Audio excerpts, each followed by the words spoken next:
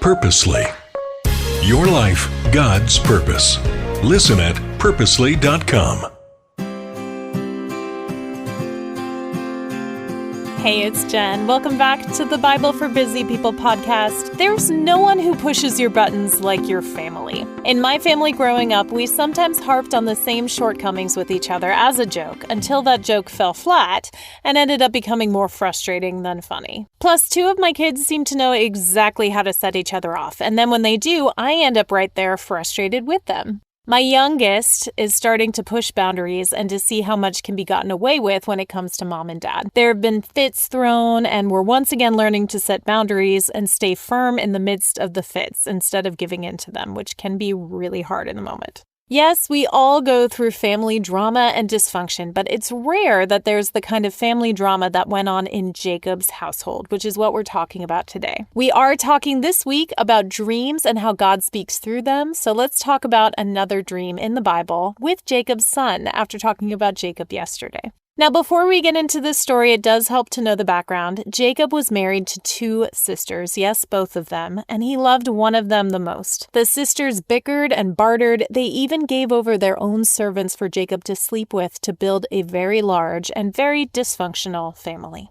Genesis 35 tells us the sons in order. Leah's sons were Reuben, Simeon, Levi, Judah, Issachar, and Zebulun. Rachel's sons were Joseph and Benjamin. Rachel's servant Bilhah's sons were Dan and Naphtali, and Leah's servant Zilpah's sons were Gad and Asher. Now we're reading today in Genesis 37, starting in verse 1. It says, Jacob lived in the land where his father had stayed, the land of Canaan. This is the account of Jacob's family line. Joseph, a young man of 17, was tending the flocks with his brothers, the sons of Bilhah and the sons of Zilpah, his father's wives, and he brought their father a bad report about them. Now Israel loved Joseph more than any of his other sons because he had been born to him in his old age, and he made an ornate robe for him. When his brothers saw that their father loved him more than any of them, they hated him and could not speak a kind word to him. Joseph had a dream, and when he told it to his brothers, they hated him all the more. He said to them, "Listen to this dream I had. We were binding sheaves of grain out in the field when suddenly my sheaf rose and stood upright, while your sheaves gathered around mine and bowed down to it." His brothers said to him, "Do you intend to reign over us? Will you actually rule us?" And they hated him all the more because of his dream and what he had said. Then he had another dream, and he told it to his brothers. "Listen," he said, "I had another dream,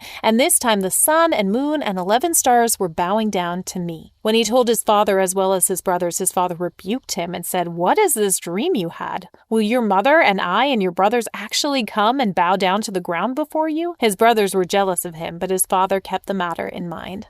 Note that Jacob did what he was supposed to do in returning to the land God had promised. We just talked about this yesterday, but he did go back, and he was in the land that God promised to him. Now, it's hard to tell Joseph's character from these short lines. He brought his father a bad report. At best, he was trying to do the right thing by his father. At worst, he wanted to get his brothers in trouble. We do know that Jacob/Israel favored Joseph, even getting him a special robe, and this embittered his brothers against him, brothers that were already mixed up in their own drama and issues.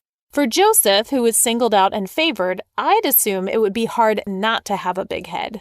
There also would have been a big gap between Joseph and his older brothers, which makes their behavior even worse. We don't really know the meaning of the word ornate for robe, but some guess that it was patches of colorful cloth sewn together or had long sleeves and fringe. His brothers hated him at this point and couldn't say a kind word about him.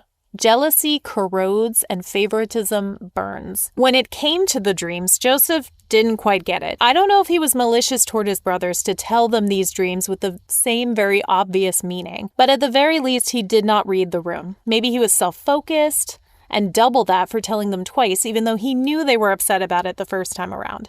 He was 17 after all, not a little kid. You'd think he would have a sense for what would bother his brothers. The last thing they needed to hear was one more thing about how great their brother was or would be. His father reproved him, but also contemplated these words. But his brothers took it to the extreme, trying to kill him and then instead selling him into slavery, which you can read going further into the chapter. To shorten a long story, Joseph rose up to become second in command to Pharaoh. The brothers had to come to Egypt to buy food, and they bowed before him, not not recognizing him. And then when Joseph tested them in a few tricky ways, the brothers proved their repentance, at least Judah did, by offering themselves in place of their brother. It's a truly moving scene when Joseph revealed himself to them. Then if you read in Genesis 45, starting in verse 4, it says, "Then Joseph said to his brothers, 'Come close to me.' When they had done so, he said, 'I am your brother Joseph, the one you sold into Egypt.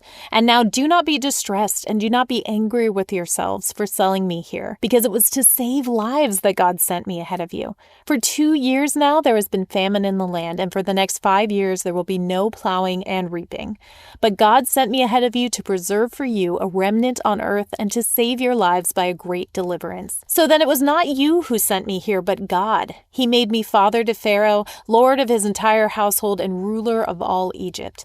There's a very different sense in this speech than when Joseph described his dreams to his brothers at 17, especially knowing all that he had to go through to get there. Slavery, false accusations, being imprisoned. It's worth going back to read it. Joseph wouldn't have been ready for the dream to come true all at once. In fact, there were probably times he looked back and felt humiliated, like he had read the dream all wrong. Or maybe he was steadfast the entire time that God would fulfill the dream. Have there been times God has called you to do something that the closest people around you didn't understand or didn't support? What about the other way around? Someone close to you has done something that didn't make sense, but at the end of the day, there was a clear plan from God in it? I'll leave you with those questions. Let's talk again tomorrow. Thank you for listening to The Bible for Busy People. If you need prayer or want to go deeper in your faith, visit our show notes. Will you take a moment to share with a friend and leave a review? It helps the Bible get into even more people's minds and hearts. Find more podcasts that will recharge you at purposely.com.